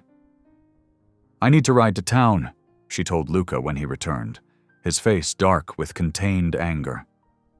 "The sheriff's asking for me." "The crew claims new orders came through," he confirmed, glancing at her telegram. "They're marking the whole section for railroad use." He paused, choosing his words carefully. "I can keep things peaceful here, make sure they don't push past the survey work, but we need to know where we stand legal-wise." Arya nodded, already moving toward the barn. "I'll saddle up. Maybe the sheriff can explain how they're ignoring a judge's direct order." "Be careful," Luca called after her. "Railroad men get mighty certain of their rights when money's involved." The ride to town seemed longer than usual, each hoofbeat matching the worried rhythm of Arya's thoughts. The sheriff's office was busy when she arrived, several ranchers arguing loudly about property lines and railroad claims. Sheriff Cawley looked uncomfortable when he spotted her, gesturing her into his private office. "Mrs. Wainwright, I wish I had better news, but the territorial court says railroad rights supersede local rulings when it comes to marked routes." "That can't be right," Arya protested, pulling out her deed. "The judge gave us a stay of execution. The spring's boundaries are clearly marked." "I know." The sheriff removed his hat, running fingers through graying hair. "And I'm truly sorry. But federal authority trumps everything else unless you can prove prior claim or special circumstances." He looked at her directly. "Do you have any other documentation? Anything showing the spring's importance before the railroad surveys?" Arya thought of Luca's words about the spring's sacred status among his wife's people. But such claims carried little weight in white men's courts. She'd seen too many broken treaties to believe otherwise. "I need to write to the territorial governor," she said finally. "These lands were deeded proper, and that spring's water rights matter to more than just the railroad." "You can try." The sheriff's voice held genuine regret. "But I've got orders to support the survey crew if needed. Don't make me choose between duty and decency, Mrs. Wainwright, please." Back at the cabin that evening, storm clouds gathered over the mountains as Arya prepared their simple supper. Luca reported the survey crew had marked everything north of the spring but hadn't started actual construction work yet.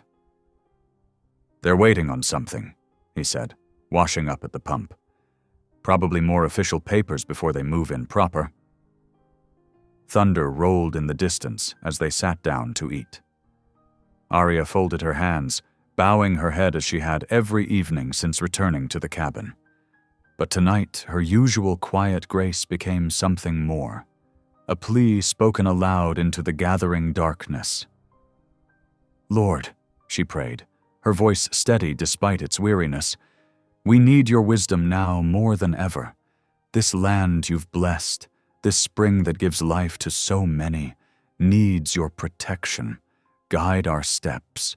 Show us the path through this storm, both the one gathering outside and the one in our hearts. And Lord, help us find a way that brings healing instead of more hurt. Amen." When she looked up, she found Luca watching her with an intensity that made her cheeks warm. He'd never commented on her prayers before, though he always waited respectfully for her to finish. Tonight, something in his expression seemed different, as if her words had stirred memories he'd rather keep buried. Lightning flickered through the windows, followed by closer thunder. The wind rose, carrying the sharp scent of coming rain. Arya rose to check the windows, while Luca added wood to the stove. "Storm's coming in fast," he observed, his voice oddly distant. "Reminds me of that night you first showed up at my door." "Seems like years ago now," Arya said softly, "though it's barely been 2 months. A lot can change in 2 months." He stared into the stove's flames. A person starts remembering things they thought they'd forgotten, or wanted to forget. Before Arya could respond, rain began hammering the roof, nature's own percussion accompanying the thunder's bass notes. The storm's arrival felt symbolic somehow, as if the very weather was emphasizing the precarious nature of their situation. They worked together to secure everything outside, checking the barn doors, covering the newly planted gardens, making sure the spring's channel wouldn't overflow in the downpour. By the time they finished, both were soaked despite their oilskins. Back inside, Arya hung their wet things by the stove, while Luca built up the fire.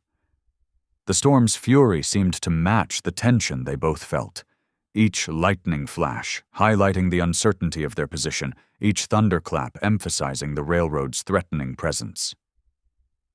"We need a miracle," Arya said quietly, more to herself than to Luca. "Or at least some proof the spring deserves protection." Luca's hands stilled on the poker. "There might be something," he said slowly. "But it means digging up more than just old papers." He straightened, shadows dancing across his weathered face. "Some graves are better left undisturbed." "What do you mean?" Arya turned from hanging the last wet garment, but Luca shook his head, moving toward the door. "Need to check the barn one more time," he said gruffly. "Make sure none of the roof patches are leaking." Arya watched him vanish into the storm, understanding he needed space to wrestle with whatever memories her prayers had stirred. She'd seen that look before, in her husband's eyes when the war memories got too close, in Ruth's face when she spoke of her mother's people. Some hurts ran too deep for words, requiring silence and time before their healing could begin. Whatever shadows haunted Luca's past, they were somehow tied to their present struggle. Arya could only pray that when the time came, facing those ghosts would help rather than harm their cause. Outside, the storm continued its assault, rain and wind battering the cabin's walls like the railroad's unseen forces gathering against them. But inside, despite the tension and uncertainty, the stove's warmth created a circle of defiant comfort. When Luca returned, still wearing his troubled expression, Arya simply poured him a fresh cup of coffee and sat quietly nearby. Sometimes the greatest kindness was allowing someone their silence while letting them know they weren't alone in it. Tomorrow would bring new challenges, letters to write, authorities to petition, surveys to protest. But tonight, as thunder shook the mountains and rain sang on the roof, they could only wait and watch and wonder what revelations the storm might wash to the surface. The telegram lay on the table between them, its threatening words softened by water spots from their wet clothes. Arya studied it again, searching for hope between the stark lines of type. Beside her, Luca stared into his coffee as if reading omens in the grounds, his thoughts clearly walking paths she couldn't follow. The storm's voice rose and fell, sometimes screaming, sometimes whispering, like the secrets they both carried. Tomorrow would test their resolve again. But for now, they simply endured together, finding strength in shared silence while thunder rolled across the Montana night. 2 days after the storm, hoofbeats echoed down the muddy street of Dry Creek. Maxwell Porter, the railroad's lawyer, rode in with the morning stage, his polished boots and eastern suit a stark contrast to the frontier town's weathered buildings. He carried a leather portfolio stuffed with papers, a triumphant smile playing across his clean-shaven face. Arya stood on the general store's porch when Porter dismounted. The lawyer's satisfied expression made her stomach clench. Luca, loading supplies nearby, straightened to his full height, watching. "Mrs. Wainwright," Porter called out, pulling documents from his case. "I believe this will settle our little dispute once and for all." He thrust the papers toward her, his voice carrying for all to hear. "Your husband's mortgage wasn't what it seemed." Arya's hands trembled as she took the documents. The familiar sight of Thomas's signature swam before her eyes, but new details emerged. References to war bonds she'd never known about, complex legal language about tribal territories, and treaty obligations. "Your husband's loan was backed by federal war bonds," Porter explained, clearly savoring the moment. Bonds specifically tied to a treaty with the local Apache band, a treaty that was, shall we say, dissolved, which means the mortgage itself was invalidated years ago. He smiled thinly. "The bank's foreclosure stands. The railroad's claim is ironclad." The world seemed to tilt beneath Arya's feet. All her hopes, her careful legal preparations, her prayers, all undone by words on yellowed paper. She sought Luca's eyes, needing his steady strength. But Luca wasn't looking at her. He stared at the documents, his weathered face draining of color.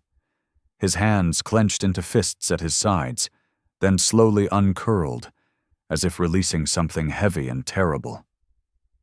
"I need to sit down," Arya managed, her voice faint. Ruth Raymond appeared from nowhere, guiding her to a chair on the porch. The lawyer's words continued, something about immediate surrender of the property, but Arya barely heard him through the roaring in her ears. The day passed in a fog. Ruth brought her home, while Luca vanished into town. He didn't return until well after sunset, when lamplight spilled from the cabin's windows onto the new-built porch where Arya sat, trying to pray but finding no words. His boots scraped on the steps. When she looked up, his face in the yellow light was haggard, haunted.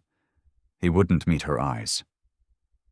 "There's something you need to know," he said, his voice rough as creek gravel. "About that treaty, about why I recognized your spring when we first met." Arya's heart stuttered. "What do you mean?" "I was there." The words fell like stones. 23 years ago, I carried the orders that broke that treaty, led the troops to the water sources. Your spring, it wasn't just sacred to my wife's people. It was one of the places we took from them. His voice cracked. "I've spent every day since trying to atone, protecting the spring, keeping my promise to Maria before she died." Arya stood slowly, her legs unsteady. "You knew. All this time you knew what that spring meant, what had happened there." "Yes." The single word held decades of shame. "And you said nothing." The betrayal cut deep, stealing her breath. "You watched me fight, hope, pray, knowing all along that my husband's claim was built on broken promises and stolen land." "I thought—" Luca reached for her, then let his hand fall. "I thought by helping you keep it from the railroad, I could make something right. Give the water back to those who needed it, not those who'd profit from it." "Like you profited?" The words tasted bitter. "Taking blood money to break treaties?" Luca flinched as if struck. "I was young, following orders. I didn't understand then what it meant, what we were destroying. Not until I met Maria, learned her ways, saw through her eyes what we'd done." But Arya had turned away, her shoulders stiff with hurt. Everything she'd believed about their fight for justice felt hollow, now tainted by hidden sins. Even Luca's kindness seemed a mask for guilt. "Please," he said softly. "Arya, leave." She couldn't look at him. Just leave. His footsteps creaked across the porch. At the stairs, he paused. I'm sorry, he whispered. For everything. Arya stood rigid until his footsteps faded into darkness. Then her legs gave way, and she sank onto the porch swing he'd built with such care. Tears she'd held back all day finally fell, hot and bitter, while crickets chirped their oblivious song in the spring night. All her certainty, her faith in their cause, lay shattered like the broken treaties beneath her feet. The land she'd fought for carried a darker history than she'd known, and the man she'd grown to trust had helped write that history in broken promises and spilled blood. The night wind carried the sweet scent of wild roses from the spring, now more bitter than comforting.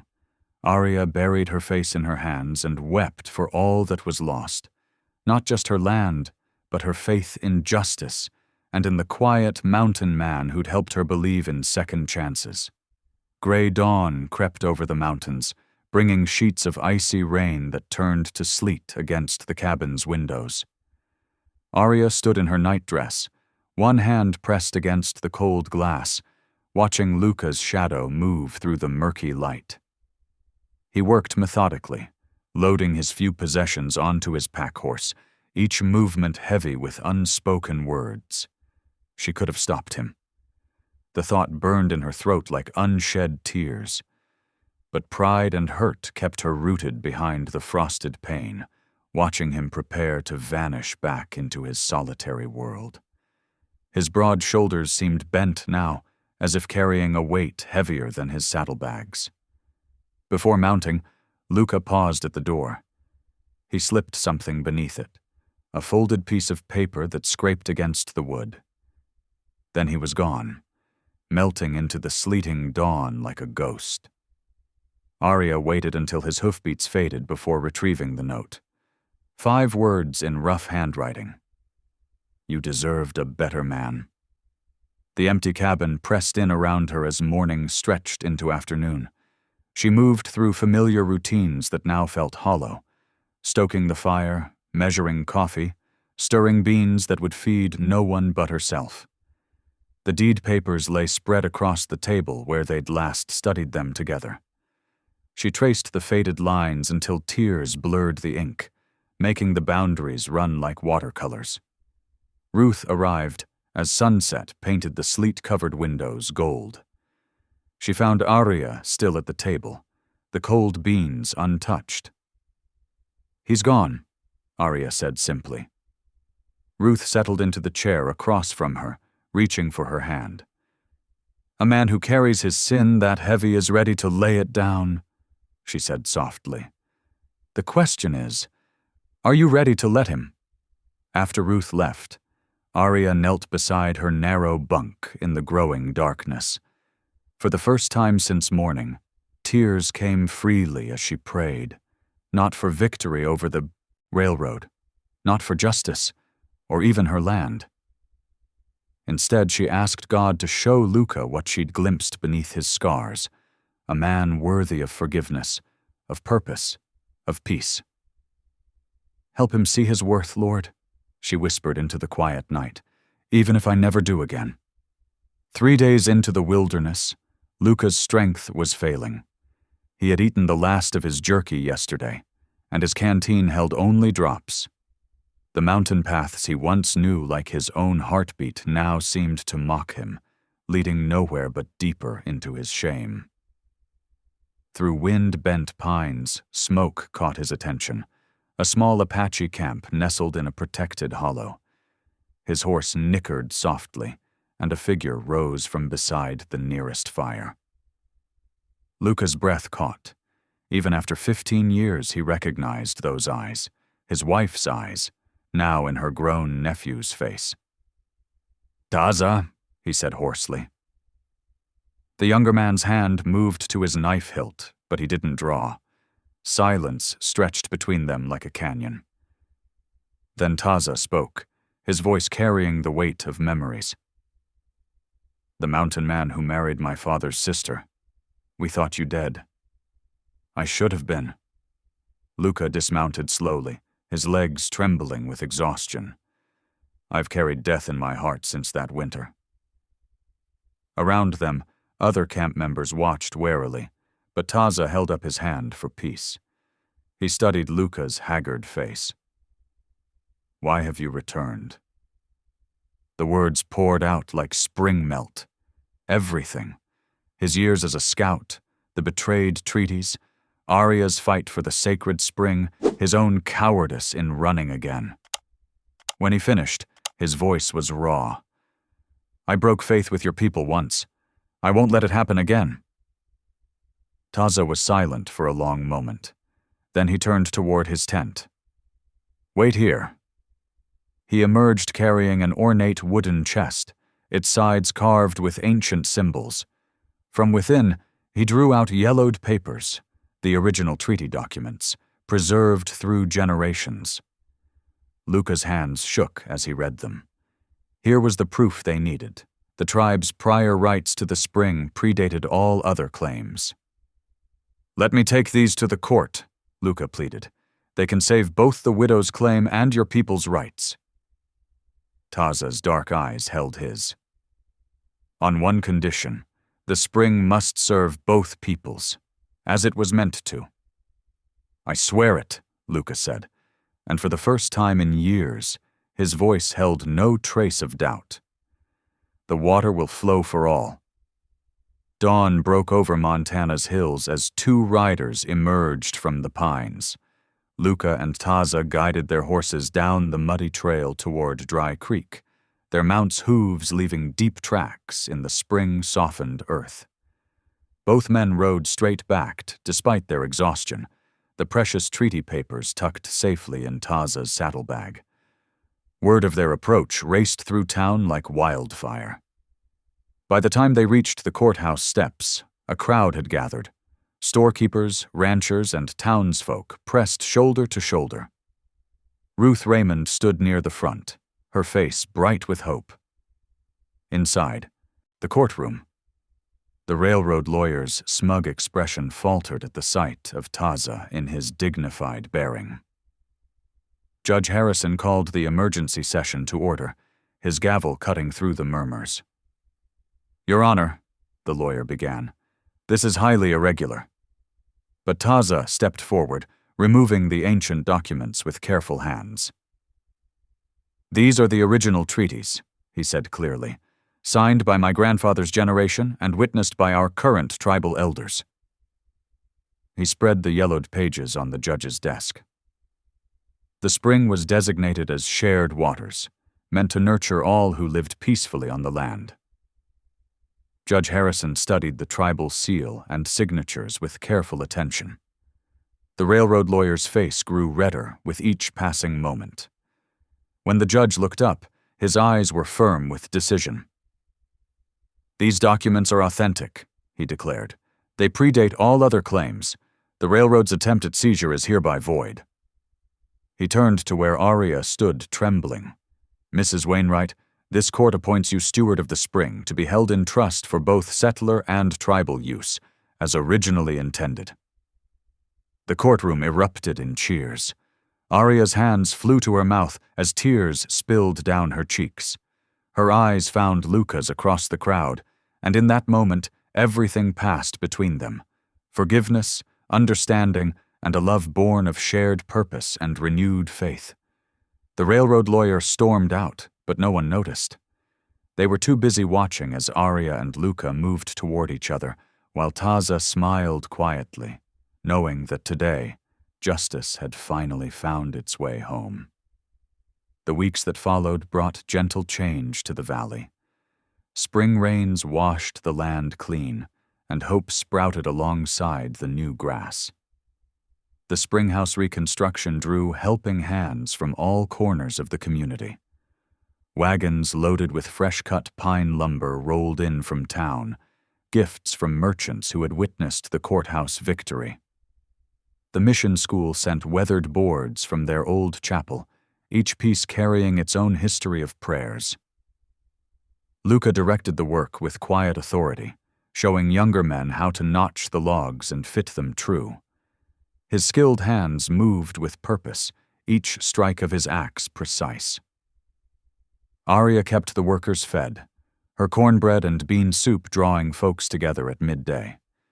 She noticed how Luca would pause in his work sometimes, watching her with a softness in his eyes that made her heart flutter.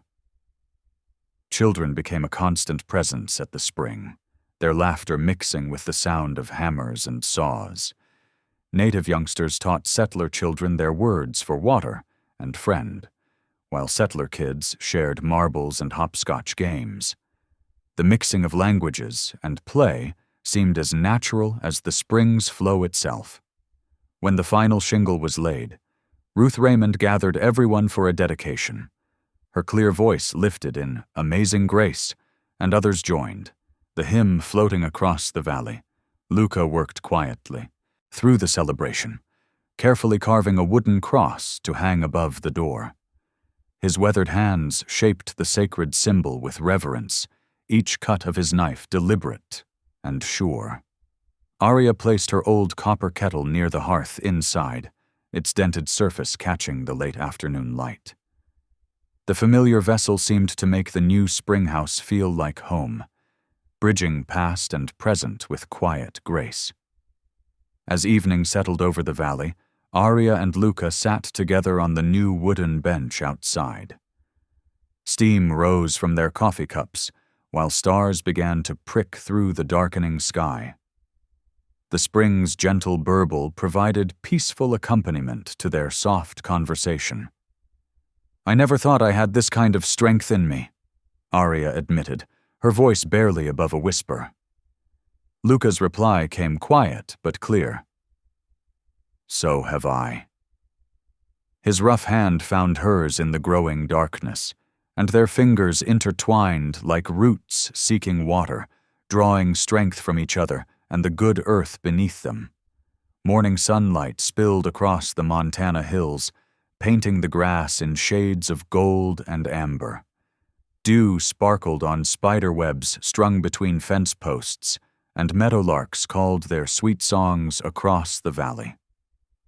The air held that particular freshness that comes after rain, when everything feels washed clean and new.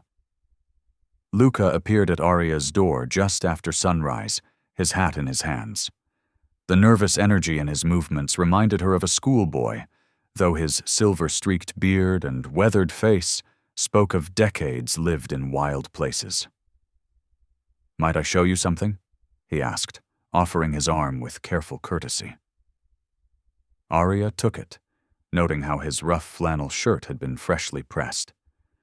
Whatever this was about, he had prepared for it.